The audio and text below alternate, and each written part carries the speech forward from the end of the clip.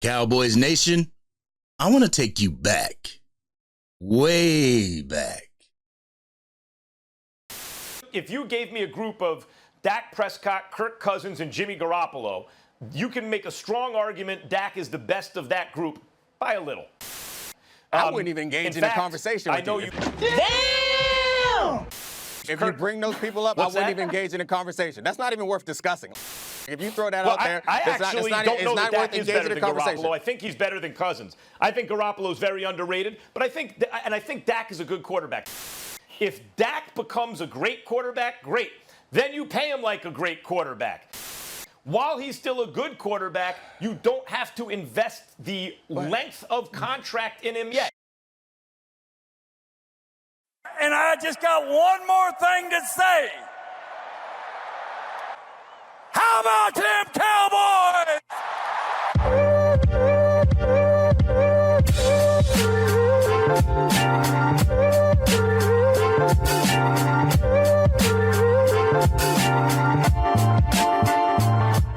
What's going on, Cowboy Nation and Angry Cowboy fans around the world? Y'all know who it is. It's your boy, the Angry Cowboys Fan, bringing you guys and gals a blast from the past when it comes to our boys, the Dallas Cowboys. So if you want to help the channel grow and get out to even more Dallas Cowboy fans, hit that like button and consider subscribing to the channel. Cowboys Nation, I went digging in the crates of ESPN, and if you don't know what digging in the crates means, it means when a DJ looks for a vinyl that he wants to play while in the crates. I searched on ESPN's YouTube channel and found the commentary from 3 years ago on Dak Prescott's negotiations, and I happened to stumble across this gem of a segment. It's Dominique Foxworth and Max Kellerman talking about Dak Prescott's upcoming contract 3 years ago, June 8th, 2020 to be exact. I thought this was relevant because it represents each side of Cowboys Nation 4 years later. You have those who want Dak Prescott to get his money so we can move on and better the team that we have. You also have those who want him to play out his current contract, the team take a $55 million cap hit this year, and then a $45 million cap hit next year while he hits free agency and possibly goes and plays for another team. So I got 2 clips for y'all. They're pretty lengthy clips, so I need the Angry Cowboys fans to rock with me and watch the clips because you're not going to want to miss my raw and uncut. The first clip that I got for you is of Max Kellerman's take, and the second one is of Dominique Foxworth. We're going to listen to them, and then y'all know what we're going to do. We're going to come back and unpack my raw and uncut. So, Angry Cowboys fans, let's take a listen to Max. This is not a no-cap league. This is a hard-cap league. And Dak Prescott, coming up this season, is going to make, I think, the second highest percentage of his team's cap to anyone other than Russell Wilson just by being franchise tagged. It's like 14.5% almost of the Cowboys' cap. Quarterbacks are overpaid. This is the problem. They are the market is irrationally exuberant in terms of quarterbacks. They are overvalued assets. It's not that they're not very important, but you have so many guys on a football field. As important as the quarterback is, 15% of the cap, it's too much unless the guy really deserves it. Not according to what the irrational market says, but according to what the wins and losses say. So, yes, Patrick Mahomes will deserve it. Lamar Jackson will deserve it in the regular season at least. But very few others will come close to deserving 15% of their team's cap. And Dak Prescott, though he's the next guy up, the Eagles made a mistake paying Carson Wentz as much as they did. I think it hurt them. I think the Rams made a mistake paying Jared Goff as much as they did. I think it hurt them. And I think Carson Wentz is better than Dak, and I think Goff is just about as good. And so why would you make the same mistake simply because your competitors have? Damn, this sounds so familiar. This sounds like the ones in the comment section saying, Dak isn't it, or get rid of Dak, or he shouldn't be paid more than Patrick Mahomes. All these comparisons coming into play, and you can see that at the beginning of the video, Dominic feels the exact same way that I do when I have to field these comments in the comment section. So let's go ahead and hear Dom's take, then we're gonna come back and unpack my raw and uncut. Take it away, Dominique Foxworth. So you can think what you want to think, but the numbers suggest that you're wrong. Bill Barnwell, and I've been telling you this for months, but Bill Barnwell wrote a long piece last week. It was about 7,000 words that broke it all the way down and kind of proved out the fact that Dak deserves this money based on precedent, and that there's really very few comparisons for the success that Dak has had thus far. I think people have a hard time because he was a late-round pick, understanding how good he has been and how little support he's gotten from that defense up until this point. But put all that aside. I've made those arguments in the past, and if you don't want to, if I can't convince you with those arguments, I'll try a new one, because those arguments are bulletproof, frankly. If you look at all the stats and the numbers and what he's meant to the team, and also understand that paying a quarterback 15% is not going to stop you from winning a championship. We all accept that to be statistically proven fact. You don't want to, that's fine, but we can move on to the other side. I know you don't want to argue against a player's money, and I think that the point that you make is undeniable. To be able to pay somebody less, yes, that makes your team better. But what if you're not going to be able to pay him less? Then what? Then what do? This is the problem that I have with so many people in the don't pay Dak camp, is they don't take into consideration how good Dak is and how difficult it is to find a quarterback and how much leverage Dak has right now. So he hasn't made much money up until this point. However, if you franchise tag him, he'll be paid. He has insurance for if he has a career-ending injury and he doesn't get that money. So there's really little pressure on Dak to come back and play, or a little pressure on Dak to sign a deal less than he's worth right now. So logically, you need to sign him as soon as possible, because the longer you wait, the bigger the deal is going to get. True. And you need to, it is absolutely true. The money is going to go up. The cap is going to go up. The market is going to continue to, the pace of quarterback money is going up faster than anyone else. Hold on, let me finish. So then the question is, let's say you franchise him this year when you really have very little leverage. You franchise him next year, you have absolutely no leverage because he wants to become a free agent. He will leave. Then what you going to do? They have drafted so many quarterbacks in Dallas, and not many of them are that good. So what are you going to do? This world that people like you are living in, where you have the luxury of, oh, we'll just find another one. They don't make Daks like that. They don't make them. They're not out there. There's a couple of them in the league that are around him and better. You're not going to find them. Pay this man now for however long you want to pay him, or however much he wants to get paid. Boy, I tell you, when I first saw this segment, I cracked up bad. The look on Dominique Foxworth's face is priceless. He hit every bullet point when it comes to Dak Prescott getting paid the first time. Since 2020, Dak Prescott's numbers have gotten better and his play has gotten better. Unfortunately, the team hasn't went to where we want them to go. But the stats will show you that even though Dak may be a part of the overarching issue, he's not the full issue or the straw breaking the camel's back, as these DPWs would have you think. DPW stands for Dak Pocket Watchers. Y'all ready for my Raw and Uncut? Y'all ready? Let's get it.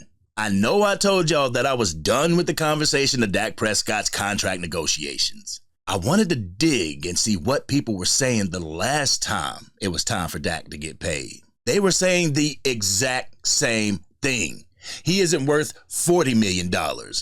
But now they're saying I'd give Dak $40 million, or Dak better take a pay cut that's $40 million? I thought he wasn't worth it. It seems like some people would have Dak play on the vet minimum or his rookie deal his entire career. Then you see people in the comments section throwing the names of different quarterbacks around, saying that they could run the offense better than Dak or get us to a Super Bowl. If I'm misinterpreting what you're saying, then be a little bit more clear. When you say Geno Smith, Ryan Tannehill, Kirk Cousins, Bo Nix, or whoever it is you say can run the offense, you are essentially saying that they can do what Dak can't do, and that's to get this team to an NFC championship or a Super Bowl. Why in the hell would you switch out Dak Prescott for any old quarterback that would do worse or the same? For more money in the free agency that Jerry Jones doesn't even spend money on? Shit, Zach Wilson could come down here and run the offense. Would he do a better job? Who knows? All I'm saying is that it's a waste of time to bring any quarterback in here if they're not going to do better than what your current quarterback can do. And the majority of that list are inferior quarterbacks to the one you have now. The others are coming out of college this year. But let's continue to put the weight of the world on a quarterback that hasn't had a single snap in the NFL. That's what I mean about microwavable success. What happened to the days of getting these quarterbacks ready for the NFL instead of tossing them out the car going 55 miles an hour and expecting them to hit the ground running? Then y'all get mad when they can't. Just look at Mozzie Smith. People ready to call him a bust right now. And since I've decided to hit y'all with a blast from the past, how about we list off the past quarterbacks drafted ever since Jerry Jones took over the reins in 1989? Since Jerry Jones bought the Dallas Cowboys in 1989, these are the quarterbacks he drafted. Troy Aikman, first round overall pick 1989. Bill Musgrave, fourth round draft pick in 1991. Quincy Carter, second round draft pick in 2001. Isaiah Stanback, fourth round draft pick in 2007. Dak Prescott, fourth round draft pick in 2016. Mike White, fifth round draft pick in 2018. And Ben DiNucci, seventh round draft pick in 2020. Other than Troy Aikman, who's better than Dak Prescott on this list? So if you really want to look at it, out of the 8 quarterbacks drafted, only 2 moved on to be franchise quarterbacks. And this is who y'all want to reconstruct the team to put us in a Super Bowl contention. Y'all would rather rely on Jerry Jones to get us another franchise quarterback while also getting us the pieces needed for said quarterback to make any type of run in the playoffs. The same guy who fired the Super Bowl winning coach in Jimmy Johnson. The same guy who doesn't budge during free agency. No, I didn't put Tony Romo on this list because he didn't even get drafted. Forget Mr. Irrelevant. Tony Romo was an undrafted free agent and became the franchise quarterback. Anyhow, no, Dak has not led this team to a Super Bowl because he hasn't had the pieces to do it. When he did have the pieces, he put the team in a position to win, and the defense allowed Aaron Rodgers to do Aaron Rodgers things and get the Packers in field goal range. I guess that was Dak Prescott's fault. Shit, let's blame the 30-year drought on Dak Prescott. He was in his pajamas with a football dreaming of being this franchise quarterback and all, you know. Maybe it's his fault Jerry made the deal with God before the 3rd Super Bowl. Maybe it was Dak Prescott's fault Tony Romo fumbled the field goal snap that would have led us to the NFC Championship. That's how rational these DPW's cries to replace Dak sound to me. With all that being said, I will not agree with you on this topic. Not today. And until Dak completely falls off a cliff talent-wise, I will be pro-Dak. Until Dak regresses and starts consecutively missing the playoffs, I will be pro-Dak being this team's quarterback. By y'all putting these what-ifs and could-be's and maybes in the comment section, you're only wasting your characters and both of our time. I'm tired of responding to them. So, Jerry, think about it. Think about paying Dak Prescott and stop putting all this pressure on that man's back. Even without a run game, Dak is expected to overcome it. Even with one threat at the wide receiver spot and an emerging threat at the tight end spot and the wide receiver 2 spot, Dak is supposed to elevate mediocre talent. Even though the Cowboys free agency is non-existent, Dak is supposed to get whatever person Jerry Jones decides to bring in the door up to Super Bowl speed. The more I talk about it, the more I keep seeing the buzzword bouncing around in my head. Delusional. This has been your boy, the Angry Cowboys Fan. To the part of the ACF family that is tired of me talking about this nonsensical topic, I apologize. I know it's beating a dead horse, but I have to get this out so the people in the back can understand. As far as the content, what did y'all think about what Max Kellerman and Dominique Foxworth had to say? Do you feel that today's contract negotiations feels like deja vu? Let's have that conversation in the comment section. If you're digging the content and want to help the channel get out to even more Dallas Cowboy fans, hit that like button. If you're DC for life, win, lose, or draw, hit that subscribe button. Hit the bell so you can stay notified whenever I go live or whenever I release a video. To the ones who want to see Dak out of Dallas, we will never agree. So why not agree to disagree and move on? Is that possible? I know it is for me, and I'm choosing to do it now.